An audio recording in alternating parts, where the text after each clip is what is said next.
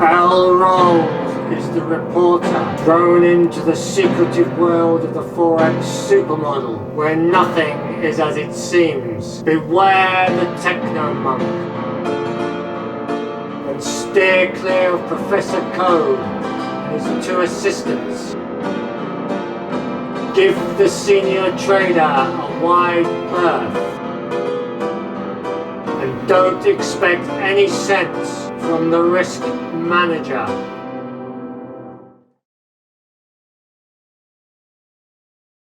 Good morning, I'm Professor Code and this is the Forex Super Model daily briefing for Monday, the 4th of the 10th, 2021. The time has just gone 04:20, so 20 past 4 in the morning GMT. Asian session coming to a close, European session firing up, our lunchtime, North American session. Right, let's have a look what's been going on then. So Friday the 2nd, which was the last full trading day, we had a positive unopposed driver in the pound at plus 156.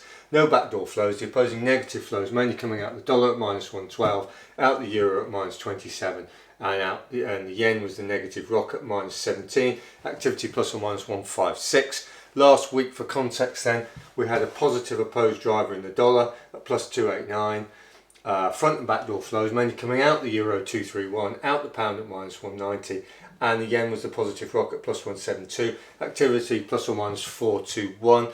Right, so Friday we had pound weakness across the board, pound strength across the board, and over the week we had dollar strength, not across the board but with yen strength. Now the yen strength was off the back of equity weakness, so you had dollar strength last week, yen strength, and then the opposing negative flows were coming out the euro and the pound fairly evenly. Right, intraday then, this is the Asian session to about 15 minutes ago. We've got a negative opposed driver in the pound at minus 48, front and backdoor flows mainly going into the dollar at plus 44, into the euro at plus 22, and the yen is the negative rock at minus 18, activity plus or minus 66.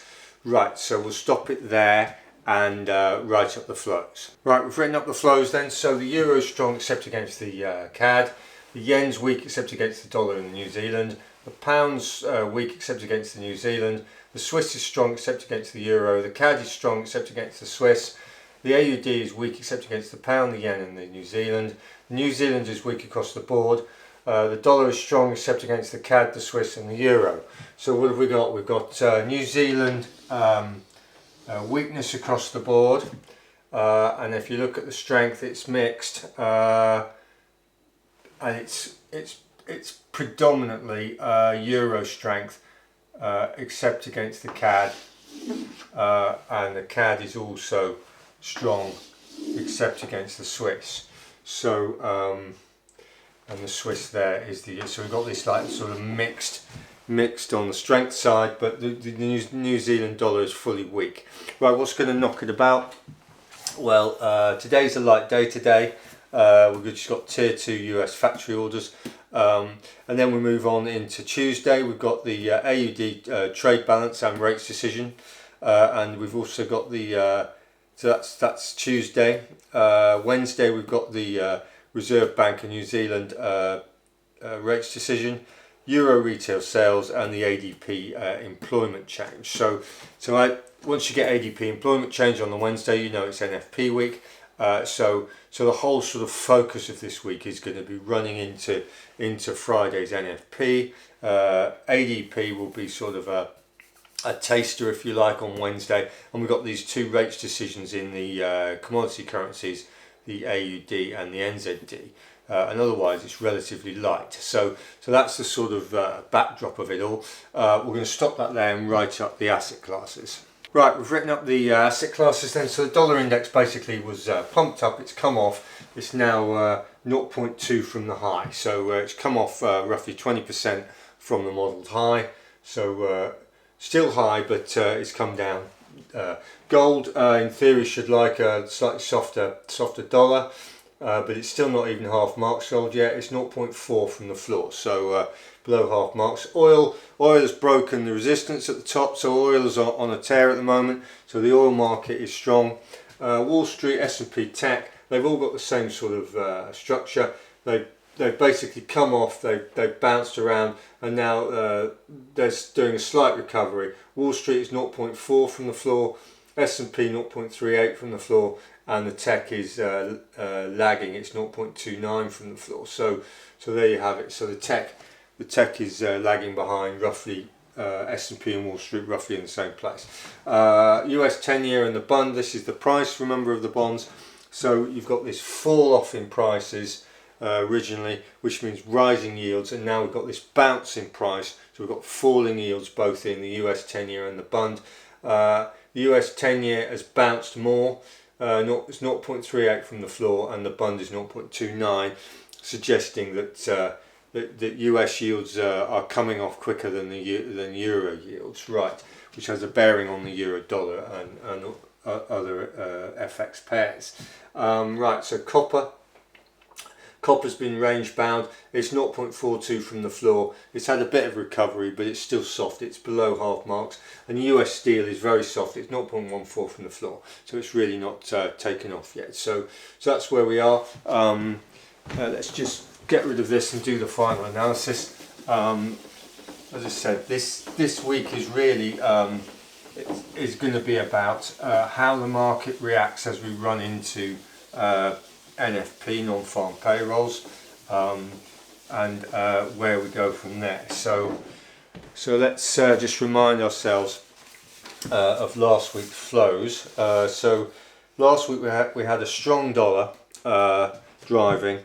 A strong yen off the back really of the equity transmission, which was equities were struggling, and the negatives were coming out of the euro and the pound.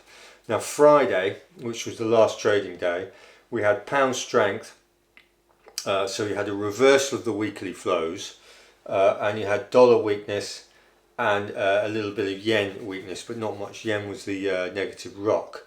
And the euro was weak as well on Friday a little bit. Now in the Asian session, we've got pound weakness driving again, yen weakness, euro strength and dollar strength. Okay, so we've got this sort of mixed picture.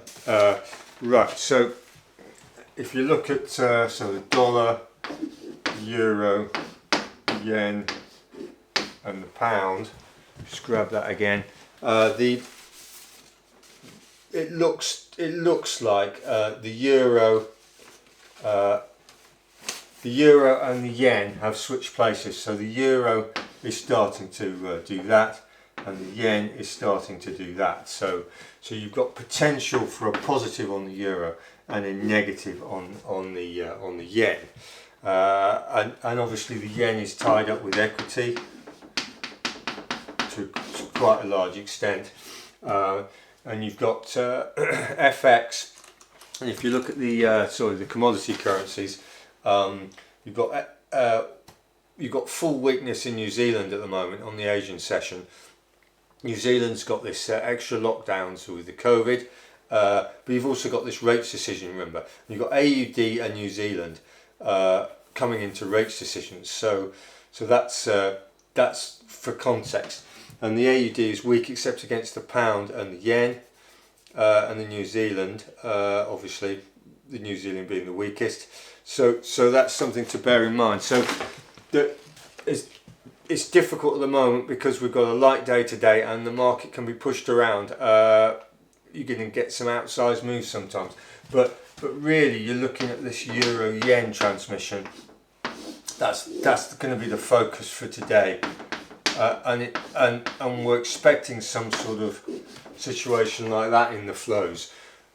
A positive euro and a weaker yen, and if you look at the other asset classes, what's driving it? Well, you've got a bounce in prices in bonds, so falling yields, which is semi-risk on.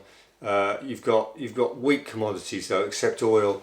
Oil is obviously the key here. Oil's broken, and the CAD transmission there. The CAD is strong except against the Swiss. So you want to watch out for CAD strength as well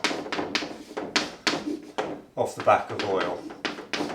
and that's the way the market's going to unfold. We'll see today because it's light day today, and we've got these two rates decisions. And once they're out the way, then you've got this sort of, because they're out the way early Tuesday morning, and then you've got this run into the ADP, which is the employment change, which is the precursor to the NFP. So that's the way it's going to pan out. So watch out for euro strength, yen weakness from the main majors, and CAD strength, and New Zealand AUD transmissions via those rates decisions.